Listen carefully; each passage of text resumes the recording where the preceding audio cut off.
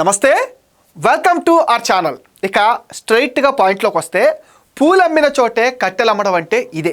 ఒకప్పుడు ఒక వెలిగిన నేతలు 2024 ఎన్నికల్లో తగిలిన దెబ్బకు దిమ్మ తిరిగి మైండ్ బ్లాక్ అయిపోయింది.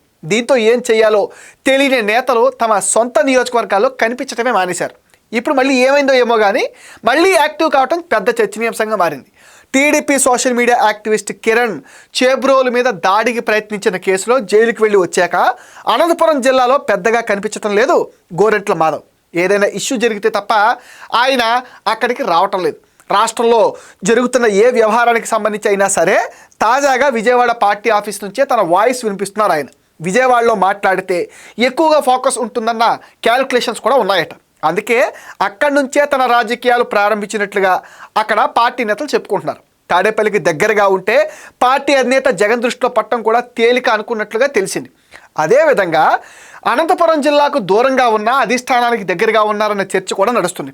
ఇలాగే కొన్ని రోజులు కొనసాగుతూ అధిష్టానం దృష్టిలో పడితే తన సొంత జిల్లా కర్నూలు లేకపోతే స్థిర నివాసం ఏర్పరచుకున్న అనంతపురం జిల్లాలోనైనా ఏదో ఒక చోట ఎక్కడో ఒక ఛాన్స్ ఇవ్వకపోతారా అన్నది మాధవ్ ఆశగా చెప్పుకుంటున్నారు. అది ఎంతవరకు ఫలిస్తుందో చూడాలి. మరి వీలైతే ఎంపీ లేదంటే కనీసం ఎమ్మెల్యే సీటు అయినా కొట్టేయడానికి మాధవ్ స్కెచ్ వేస్తున్నారని వైసీపీ నేతలు గుసగుసలాడుకుంటున్నారు. మాజీ సీఎం జగన్ భద్రతకు ఏదో ప్రమాదం వచ్చిందంటూ ఎంపీ గోరెంట్ల మాధవ్ సంచలన కమెంట్స్ చేశారు. వైఎస్ జగన్ భద్రత విషయంలో రాష్ట్ర ప్రభుత్వం పూర్తిగా విఫలమైందని ఆరోపించారు. జెడ్+ కేటగిరీ భద్రత కలిగిన వైఎస్ జగన్కు ఇరుకు రోడ్లో పల్లెటూరు మీదుగా తీసుకువెళ్లడం దారుణమని విమర్శించారు. ఎన్టీఆర్ జిల్లా ఇబ్రహీంపట్నంలో వైఎస్ జగన్ పర్యటనకు సంబంధించి 2 రోజుల ముందుగానే రూట్ మ్యాప్తో సహా సమాచారం ఇచ్చామని తెలిపారు. దానిపైన చాలా నింపాదిగా ముందు రోజు రాత్రి స్పందించి పోలీసులు విజయవాడ నగరంలో ట్రాఫిక్ సమస్యను సాగ్గా చూపి రూట్ మ్యాప్ మార్చుకోవాలంటూ నోటీసులు ఇచ్చారని అన్నారు. పోలీసులు నోటీసులకు అంగీకరించి ముందుగా అనుకున్నట్టుగా వారధి కనకదుర్గమ్మ ఫ్లైఓవర్ మీదుగా కాకుండా మంగళగిరి బైపాస్, కాజా వెస్ట్ బైపాస్, నల్లగుంట్ల గుంటపల్లి మీదుగా దాదాపు 50 కిలోమీటర్లు ప్రయాణించి ఇబ్రహీంపట్నం చేరుకున్నారని చెప్పారు. జగన్ భద్రతకు ప్రాధాన్యత ఇచ్చి ఉంటే ఇంత దూరం ఇన్ని గంటలు ప్రయాణం చేయాల్సిన అవసరం వచ్చేది కాదు అంటున్నారు. రాత్రి వేళ ఇబ్రహీంపట్నం నుంచి నేరుగా వచ్చే అవకాశం ఉన్నా చెప్పా పెట్టకుండా రూట్ మార్చేశారని ఆరోపించారు. కనీసం వైఎస్ జగన్కి వ్యక్తిగత సిబ్బందికి కూడా రూట్ గురించి సమాచారం ఇవ్వకపోవడం పైన మాజీ ఎంపీ, మాజీ పోలీస్ అధికారి అయిన మాధవ్ తెగ ఇదైపోయారు. ఈ అంశంపైనే కావాలనే మాధవ్ కామెంట్లు చేశారని కూడా అంటున్నారు. తాడేపల్లి కేంద్రంగా వాయిస్ వినిపిస్తూ పెద్దల దృష్టిలో పడితే ఛాన్స్ దొరకడంతో పాటు తనపై గతంలో వచ్చిన విమర్శలకు చెక్ పెట్టినట్టు అవుతుందని అంటున్నారు. జిల్లాలో ఏదో ఒక చోట స్పేస్ కోసం మాధవ్ చూస్తున్నారు. ఒక విధంగా చెప్పాలంటే మాధవ్ జీవితాన్ని 2019 ఎన్నికలు మార్చేసేయనే చెప్పాలి. ఎందుకంటే హిందూపురం మాజీ ఎంపీ గోరెంట్ల మాధవ్ ఒకప్పుడు సీఏగా ఉండేవారు. 2019 ఎన్నికలకు ముందు రాజకీయాల్లోకి వచ్చి వైసీపీ తీర్థం పుచ్చుకున్నారు. ఆయన రాజకీయాల్లోకి రావడానికి జేసీ ప్రభాకర్ బ్రదర్స్ కారణం అంటారు. తన ఉద్యోగానికి రాజీనామా చేసి హిందూపురం లోక్సభ సీట్ నుంచి పోటీ చేసి భారీ విజయం సాధించారు.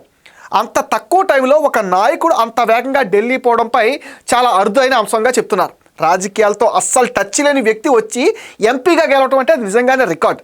ఆ ఎన్నికల్లో ఎంత వైసీపీవే ఉన్నా నాన్ పొలిటికల్ పర్సన్ ఏకంగా ఎంపీ అవటం ఆ రోజుల్లో చర్చనీయాంశంగా మారింది. ఎంతో కాలం వేచి ఉండి కూడా లోక్సభ ఎంపీ కాలేని వారు మాధవ్ ఎదుగుదలను చూసి కుళ్ళుకున్నారు. గోరెంట్ల మాధవ్కు జగన్ చరిష్మాతో పాటు కులబలం కూడా బాగా కలిసి వచ్చిందని పార్లమెంటు మెట్లెక్కారని విశ్లేషణలు ఉన్నాయి. అయితే ఆ స్థాయి విజయం సాధించిన నాయకుడు ఎలా ఉండాలి? తన పరపతిని పెంచుకుంటూ ఎంతలా నిలబెట్టుకోవాలి? గోరెంట్ల మాత్రం ఏమాత్రం నిలబెట్టగలేకపోయి మొత్తం పోగొట్టుకున్నారనే అభిప్రాయం కూడా ఉంది. ఎంపీ అయిపోయాను, ఇక నాకు తిరుగులేదన్న అహంకారం ఉన్న ధోరణి ఆయనలో స్పష్టంగా కనిపించేది. నిత్యం ఎక్కడో ఒక చోట వివాదాలతో వార్తల్లో ఉండేవారు ఆయన. వాటన్నిటిని మించి ఒక వీడియో బయటకు వచ్చి ఏకంగా గల్లీ నుంచి ఢిల్లీ దాకా పెద్ద రచ్చయింది. ఇంకా చెప్పాలంటే ఎంపీ తలెత్తుకోలేని పరిస్థితులు వచ్చాయి. ఈ చిన్న విషయమే ఆయన రాజకీయ పునాదుల్ని కదిలించేసింది. ఫలితంగా 2024లో ఆయనకు టికెట్ కల్లంతైంది. కనీసం ఎమ్మెల్యే టికెట్ కూడా ఆయనకు దక్కలేదు. కూటమి ప్రభుత్వం అధికారంలోకి వచ్చిన 3 నెలలకే విమర్శల దాడి మొదలుపెట్టారు ఆయన. హిందూపురం లోక్సభ నియోజకవర్గం నుంచి గత ఎన్నికల్లో పోటీ చేసిన శాంతమ్మ ప్రస్తుతం అడ్రస్ లేరు. ఆ స్థానం పైన మళ్ళీ కన్నేశారు.